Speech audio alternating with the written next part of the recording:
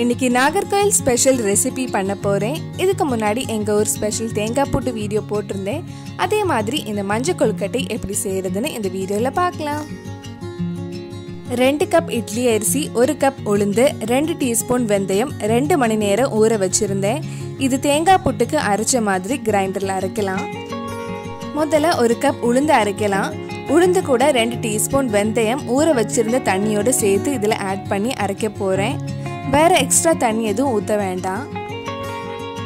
15 நிமிஷம் உளுந்து நல்லா அரையட்டும்.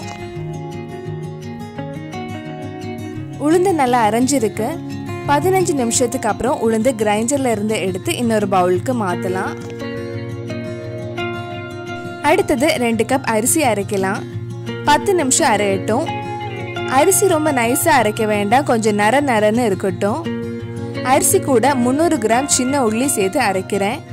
சின்ன உள்ளி இன்னும் கொஞ்சம் நிறைய எடுத்தாலும் பரவாயில்ல. சீக்கிரம் அரைகிறதுக்கு வெங்காயம் கட் பண்ணி போட்டிருக்கேன். தேவையான அளவு உப்பு போட்டுக்கோங்க. 10 நிமிஷத்துக்கு அப்புறம் 3 கப் துருவின தேங்காய் இது கூட சேர்த்து அரைக்க போறேன். ரொம்ப அரைக்க வேண்டாம், ஒரு 2 நிமிஷம் அரைச்சா போதும். 2 நிமிஷத்துக்கு அப்புறம் நம்ம முதல்ல அரைச்சி வச்சிருந்த உளுந்து இப்போ இது கூட சேர்த்து மறுபடியும் ஒரு 2 நிமிஷம் அரைக்கலாம், எல்லாம் சேர்ந்து மிக்ஸ் ஆகுறதுக்கு. மஞ்சள் கொழுக்கட்டைக்கு மாவு ரெடி ஆயிடுச்சு. இனி இது கிரைண்டர்ல இருந்து எடுத்து இன்னொரு பவுலுக்கு மாற்றலாம்.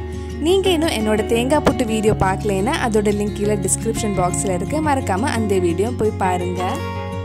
கொழுக்கட்டை பண்றதுக்கு ஒரு பெரிய பாத்திரம் நிறைய தண்ணி சூடு பண்ண வச்சிருக்கேன். மூடி வச்சா கொஞ்சம் தண்ணி சீக்கிரம் சூடாகும். தண்ணி சூடாகிற டைம்ல நம்ம மிக்ஸி ஜார்ல 20 சின்ன உள்ளி, 1 டீஸ்பூன் மஞ்சள் பொடி, 1 டீஸ்பூன் ஜீரகம் போட்டு இந்த மாதிரி அரைக்கலாம். சூடு பண்ண வச்சிருந்த தண்ணியில இது சேர்த்து இன்னும் கொஞ்சம் நேரம் கொதிக்க வைக்கலாம். நம்ம அரைச்ச மிக்ஸி ஜார்ல இன்னும் கொஞ்சம் தண்ணி ஊற்றி இதுல ஊத்துறேன்.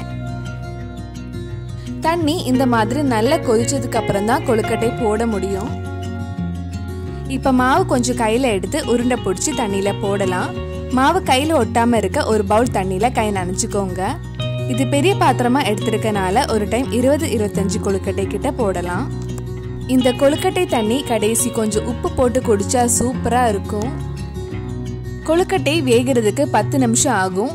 வெந்ததுக்கு அப்புறம் கொழுக்கட்டை அழகா மேல வந்துடும். கொழுக்கட்டை வெந்து ரெடி ஆயிடுச்சு. இனி இது நம்ம தண்ணியில இருந்து எடுத்துடலாம். இதே மாதிரி மிச்சம் இருக்கிற மாவுலையும் கொழுக்கட்டை பண்ண போறேன். தேங்காய் புட்டுக்கு சொன்ன மாதிரி மஞ்சள் கொழுக்கட்டைக்கு மாவு அரைச்சி 2 மணி நேரத்துல பண்ணணும். இட்லி தோசை மாவு மாதிரி ரொம்ப நேரம் புளிக்க வைக்க கூடாது. சுவையான நாகர்கோயில் ஸ்பெஷல் மஞ்சள் கொழுக்கட்டை ரெடி ஆயிடுச்சு. இந்த மஞ்சள் கொழுக்கட்டை கூட எங்க ஊர் கோழி குழம்பு சூப்பரா இருக்கும். அதோட வீடியோ இதுக்கு முன்னாடி போட்டிருந்தேன். நீங்க பார்க்கலன்னா அதோட லிங்க் கீழே டிஸ்கிரிப்ஷன் பாக்ஸ்ல இருக்கு, மறக்காம அந்த வீடியோ பாருங்க. இப்போ கொழுக்கட்டை கூட உருளைக்கிழங்கு மசால் கறி பண்ணியிருக்கேன். நான்வெஜ் சாப்பிடாதவங்க இது ட்ரை பண்ணலாம். இதோட ரெசிபி நான் நெக்ஸ்ட் வீடியோவில் அப்லோட் பண்ணுறேன். இந்த கொழுக்கட்டை தண்ணியும் குடிக்கிறதுக்கு ரொம்ப நல்லா இருக்கும். நீங்களும் உங்கள் வீட்டில் இந்த மஞ்சள் கொழுக்கட்டையை செஞ்சு பார்த்துட்டு எப்படி இருந்ததுன்னு கீழே கமெண்ட் பாக்ஸில் சொல்லுங்கள்.